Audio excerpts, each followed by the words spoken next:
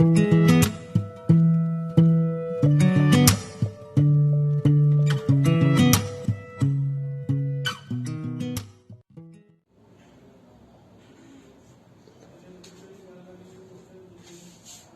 everyone, I'm your Vishal Chabra, back again with our next topic of class 12th। अपनी last video में हमने बात की थी बायोट सेवेट लॉ और उसके कुछ एप्लीकेशंस के बारे में। आज हम प्रीवियस वीडियो के साथ ही कनेक्ट कर रहे हैं और उसकी नेक्स्ट एप्लीकेशन के साथ स्टार्ट कर रहे हैं।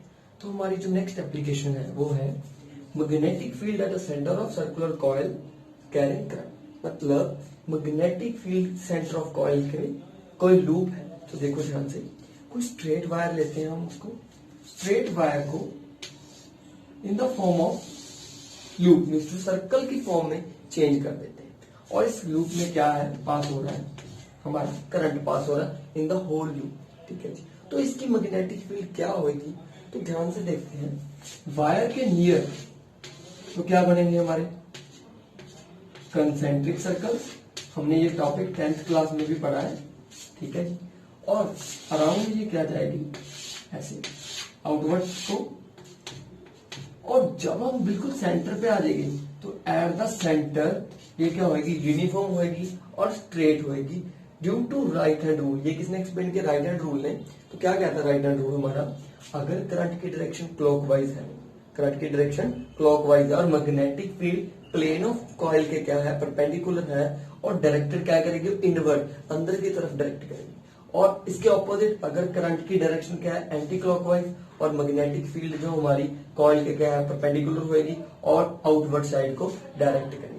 तो इसकी डायरेक्शन क्या कहती है, वायर के नियर पे तो क्या आएगा, कंसेंट्रिक सर्कल आएगा। We know that when a straight conductor the magnetic field क्या बनती है हमारी, कंसेंट्रिक सर्कल की शेप में आती है। उसी तरह से अब जब हम दूर जाएंगे, सेंटर में आ गए हम कॉइल के, centre of the eight the centre of coil क्या बन जाएगा जी, बिल्कुल स्ट्रेट लाइन यूनिफॉर्मली। तो ये था हमारा मैग्नेटिक फील्ड किसी कैरिंग करंट कॉइल का। अब हम इसके एक्सप्रेशन के साथ बात करेंगे with the help of Biot Savart law. हाँ जी।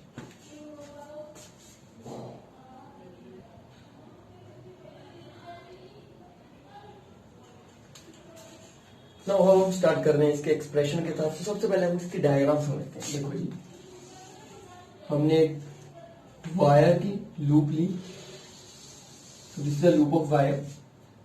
सर्कुलर लूप है तो इसका रेडियस हमने ले लिया are.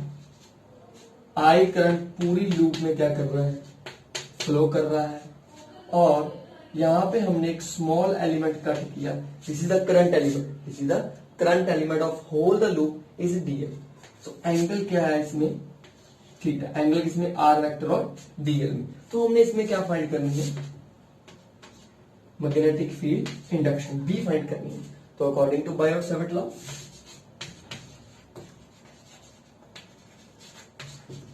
According to Biot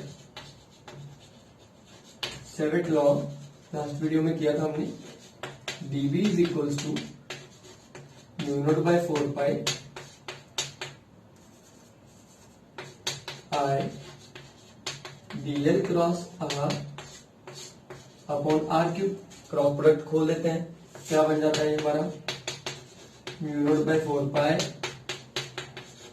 I DL sine theta upon R square. But we know that angle between R and DL is 90 degree. Theta क्या है हमारा, 90 डिग्री। तो साइन थीटा की वैल्यू पुट करते हैं, साइन 90 की वैल्यू क्या होगी, 1। तो हमारा क्या बना, mu naught by 4 pi ideal upon R square. So this is the magnetic field of circular loop. But ये तो स्मॉल एलिमेंट है, हमें क्या चाहिए, होल में पूरी लूप में कितनी मैग्नेटिक फील्ड होगी। तो इसका क्या करना है, इंटीग्रेट कर देते हैं। तो integrate both side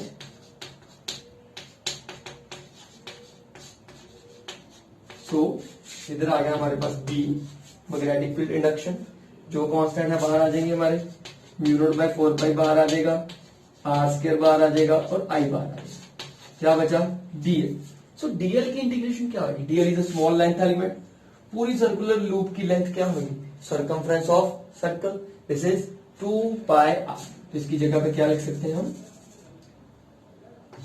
2 pi are. So cancel out कर देते हैं, आर के साथ आर कैंसिल हो गया, ठीक है जी। पाई के साथ पाई कैंसिल कर दो, 2 के साथ 2 कैंसिल कर दो, तो हमारे पास एक्सप्रेशन बना mu naught I upon 2r। So this is the magnetic field of circular loop carrying current. और इसको हम ऐसे भी लिख सकते हैं, B is equals to mu not upon 4 pi into 2 pi N. एक आर के साथ तो एक आर कैंसिल हो ही गई है, तो अपॉन में आर आ गया। तो what is the meaning of N? N is a number of circular turns. इसके ऊपर क्या है, वायर की स्मॉल टर्न्स है, तो N is a number of circular turns on this wire. So this is the magnetic field induction of circular loop carrying current. So ये था हमारा एक्सप्रेशन उसकी मैग्नेटिक फील्ड का, और उसकी डायग्राम को हमने पहले समझ लिया है किस टाइप की उसकी मैग्नेटिक फील्ड होगी। उसको हम सिंपली किसी एक्टिविटी के साथ भी बता सकते हैं, तो आपको बता देता हूँ एक एक्टिविटी भी।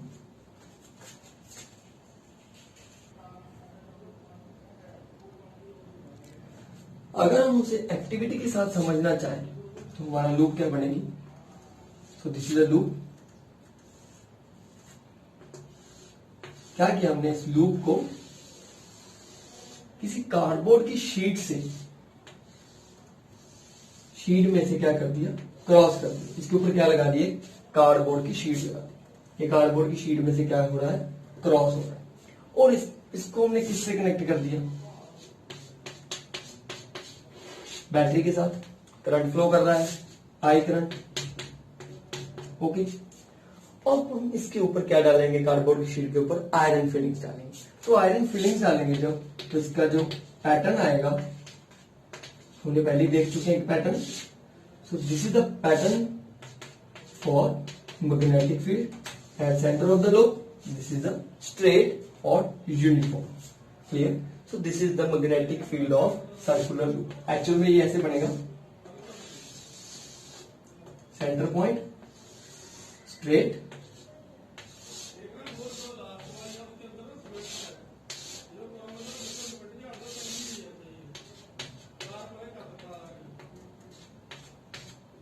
Okay. This is the pattern of magnetic field at circular cord. यहाँ पे होएगा circle, concentric circles. So this is the pattern of magnetic field of circular loop. सो इसका एक्सप्रेशन हमने किया। अब हम स्टार्ट करेंगे अपनी नेक्स्ट, तो इसकी नेक्स्ट एप्लीकेशन होगी due to Biot Savart law.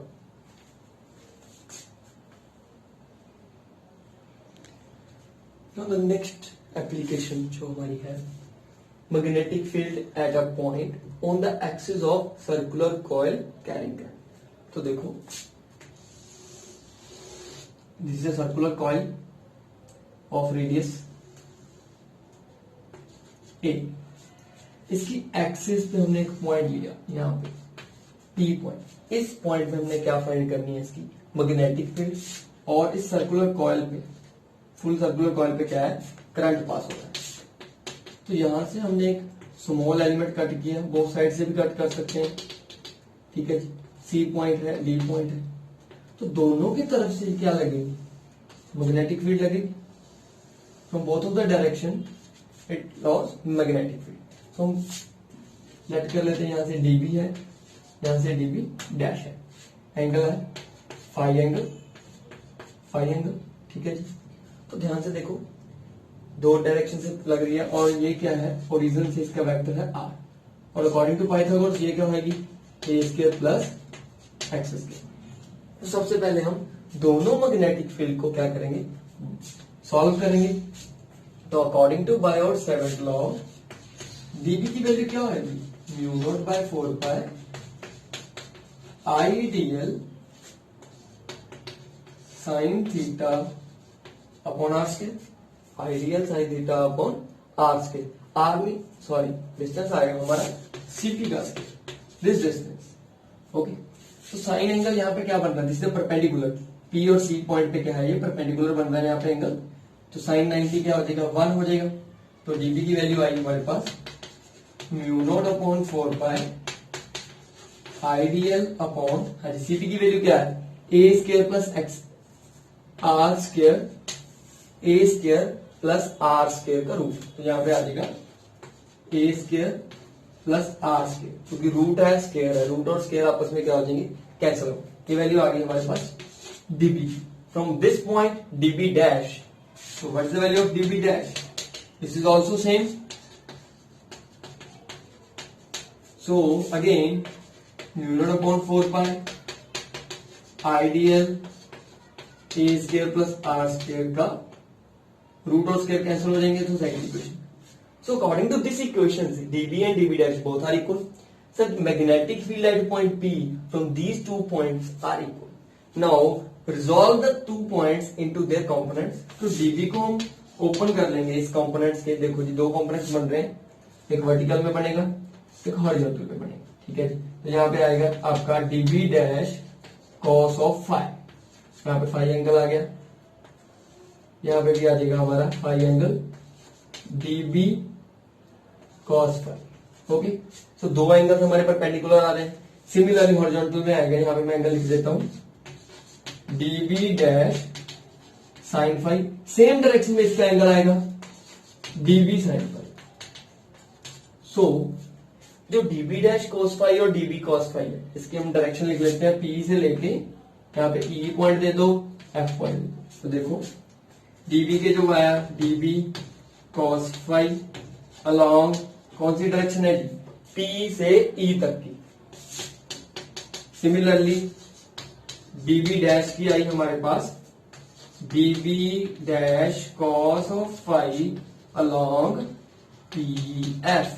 Similarly sine phi की लिखते हैं हम, तो साइन की क्या आएगी dB साइन फाई और dB dash sine phi along किसके आएगी ये वाली, सो दिस नेम दे दो यहाँ पे F, G दे दो, तो अलोंग PG आ जाएगा, इधर भी अलोंग PG आएगी। तो दोनों की सेम आ रही है। जो हमारी कॉस वाली डायरेक्शन है dB डैश cos फाई और dB cos फाई, ये दोनों एक दूसरे के क्या है, इक्वल एंड ऑपोजिट, तो दोनों एक दूसरे को क्या कर देगी, कैंसिल आउट। तो हमारे पास बचा क्या, ओनली dB साइन फाई। तो उसके अराउंड हम क्या निकाल लेंगे, अपनी मैग्नेटिक फील्ड फाइंड कर लेंगे। चलो देखते हैं आगे क्या बनता है। देखो नाउ अब हम डायग्राम को थोड़ा सा अच्छे से समझते हैं, ठीक है। तो डायग्राम देखो, सबसे पहले अगेन बना रहा हूं, this is a circular coil of radius a, this is the origin. हमने एक्सिस पे क्या फाइंड करना था, मैग्नेटिक फील्ड। तो एक्सिस पे एक P पॉइंट लिया, इस P पॉइंट पे मैग्नेटिक फील्ड फाइंड करनी है। होल वायर में क्या कर रहा है, करंट है, तो इसको हमने कट किया 2 पॉइंट से। तो 2 पॉइंट से हम क्या लेंगे, इसकी मैग्नेटिक फील्ड लेंगे। देखो ध्यान से, P पॉइंट बाद में देख लेंगे। So this is the point P. Here is the magnetic field dB. Here is the magnetic field dB dash. ठीक है जी। एंगल क्या बन रहा है, फाई। हमने ये बात की थी पिछली वीडियो हमारे लास्ट टॉपिक में। और यहाँ पे 2 कंपोनेंट्स ड्राइव किए थे, हॉरिजॉन्टल पे कॉस और वर्टिकल पे साइन। तो यहाँ बन रहा है dB cos phi, dB dash cos of phi, ठीक है जी। और यहाँ पे वर्टिकल में क्या बनेगा, dB साइन फाई और dB dash sine phi, both are angles बन गए। तो ये थी हमारी पूरी डायग्राम। और इस पॉइंट के साथ हमने क्या किया था, dB डैश cos फाई और dB cos फाई बोथ क्या थे, इक्वल एंड ऑपोजिट, तो दोनों क्या हो गए, कैंसिल आउट हो गए। और मैग्नेटिक फील्ड ओनली क्या रहेगी हमारी, तो हम ऐसे लिख सकते हैं टोटल मैग्नेटिक फील्ड को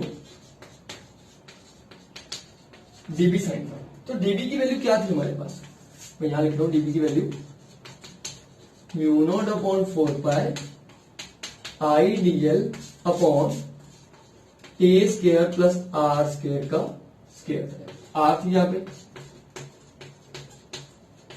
यही था हमारे पास। तो देखो इसको ड्राइव करते हैं, dB की वैल्यू पुट करो, mu not upon 4 pi ideal A square plus R square या एक्स स्क्वायर लिख लो, साथ में आ गया हमारा साइन फाई, ठीक है। तो जो कॉन्स्टेंट बाहर निकालो, तो क्या आया, म्यू बाय 4 पाई बाहर आ गया, आइडियल बाहर आ गया, ए स्क्वायर प्लस आर स्क्वायर बाहर आ गया, और साइन फाई, सॉरी डीएल अंदर आ जाएगा, साइन फाई बाहर आ जाएगा, डीएल इंटीग्रेशन में चला जाएगा। तो पूरी लेंथ क्या होगी सर्कुलर कॉइल की, इसका पेरीमीटर सर्कमफ्रेंस, तो डीएल क्या आया 2 pi A. So value of DL क्या आया हमारी 2 pi A. Similarly sine phi क्या होना चाहिए, साइन फाई होता है perpendicular upon hypotenuse. So this is the phi angle, angle के सामने perpendicular A, hypotenuse is this. So A upon A square plus X square की पावर 1/2।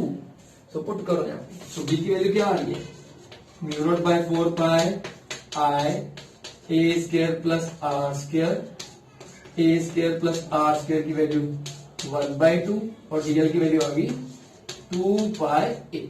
ये हमारा पूरा एक्सप्रेशन बन गया। तो यहाँ पे पावर 1 है, यहाँ पे पावर 1/2, बेस सेम है, पावर्स ऐड हो जाएंगी। तो mu not upon 4 pi I into 2 pi A square plus R square की value 3/2। So this is the magnetic field induction of circular loop carrying current at axis axial point. P point पे हमने क्या find की, इसकी magnetic. अब हम इसके दो स्पेशल केस के बारे में बात करेंगे। देखो जी,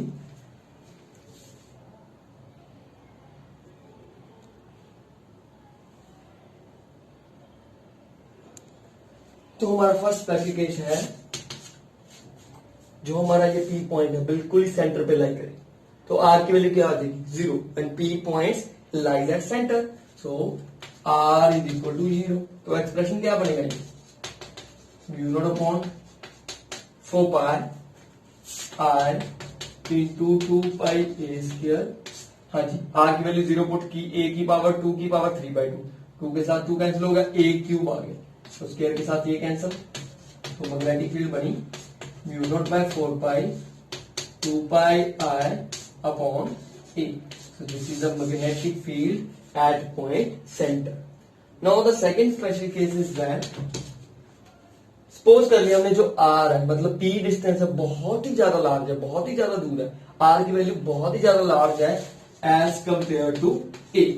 तो A को निग्लेक्ट कर देंगे, तो हमारी वैल्यू क्या बन रही है मैग्नेटिक फील्ड की, mu naught upon 4 pi 2 pi A square I upon, हाँ जी, आर के कंपेरेटिवली ए की वैल्यू छोटी है, यहाँ पे बन जाएगा आर की पावर क्यू।